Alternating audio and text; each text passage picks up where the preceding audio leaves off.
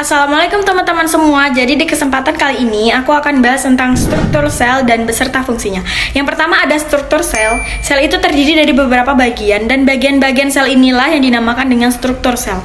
Struktur sel ada bagian luar dan ada di bagian dalam. Bagian luar ada membran sel dan dinding sel. Bagian dalamnya ada protoplasma. Kemudian di protoplasma terbagi lagi menjadi 3 bagian, yaitu nukleus, sitoplasma, dan sitoskeleton. Yang kedua itu ada membran sel atau membran plasma. Membran sel atau membran plasma merupakan struktur yang dimiliki oleh semua sel makhluk hidup, baik kelompok hewan, tumbuhan, jamur, bakteri, archaea, dan protista. Membran sel itu bisa kita gambarkan sebagai kantong plastik loh. Kantong plastik itu kan bisa membungkus semua barang belanjaan. Nah, sama halnya dengan membran. Membran sel adalah lapisan terluar yang membungkus dan menjaga komponen sel di dalamnya. Lapisan membran sel disusun dari senyawa kimia mulai dari lipid, fosfolid, protein sampai karbohidrat.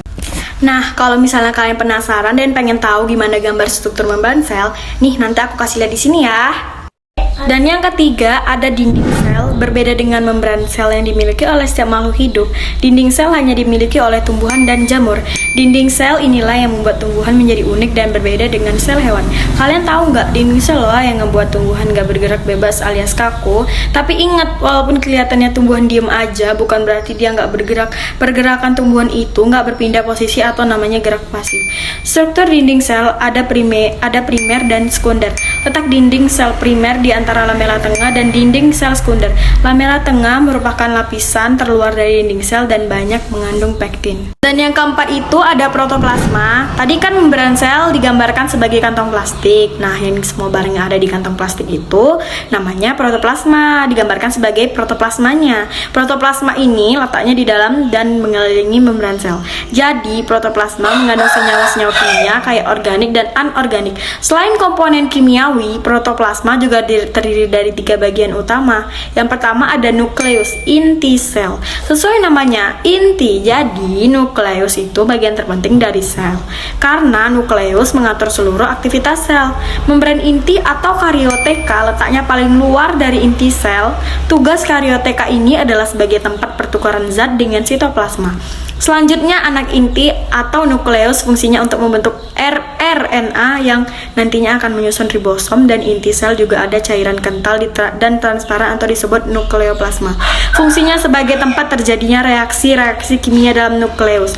Bagian terakhir yaitu kromosom yang terdiri dari 2 kata, kromo yaitu warna dan soma yaitu benang halus dengan fungsi membentuk DNA. Dan yang kedua ada sitoplasma, cairan dalam sel yang letaknya di antara nukleus sama membran plasma namanya sitoplasma. Sitoplasma itu ada 2 komponen penyusunnya, yaitu sitosol dan organel-organel.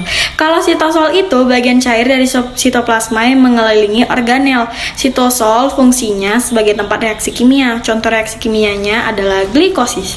Kalian udah tahu belum fungsi sitoplasma? Kalau belum tahu nih, aku kasih tahu. Yang pertama sebagai tempat berlangsungnya reaksi kimia, yang kedua menyimpan berbagai jenis zat kimia yang digunakan untuk proses metabolisme sel, yang ketiga pelarut untuk semua protein dan senyawa dalam sel, yang keempat ada perantara transfer bahan dari luar sel ke organel atau inti sel.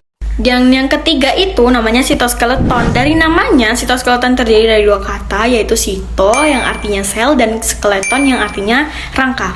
Jadi sitoskeleton itu adalah rangka sel yang berbentuk benang-benang halus atau filamen-filamen protein dan menyebar di sitosol. Nggak cuma ngasih bentuk, sitoskeleton juga berfungsi untuk mengatur pergerakan yang ada di dalam sel dan mempertahankan organel-organel sel untuk tetap stay di tempatnya masing-masing.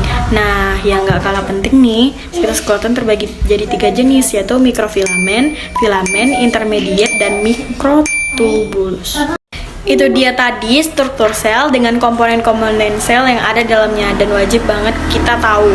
Nah, untuk mempermudah kita untuk membedakan struktur sel yang ada di sel hewan dan sel tumbuhan, nanti aku bakal kasih lihat di sini gambar atau tabel yang membedakan antara struktur sel hewan dan sel tumbuhan.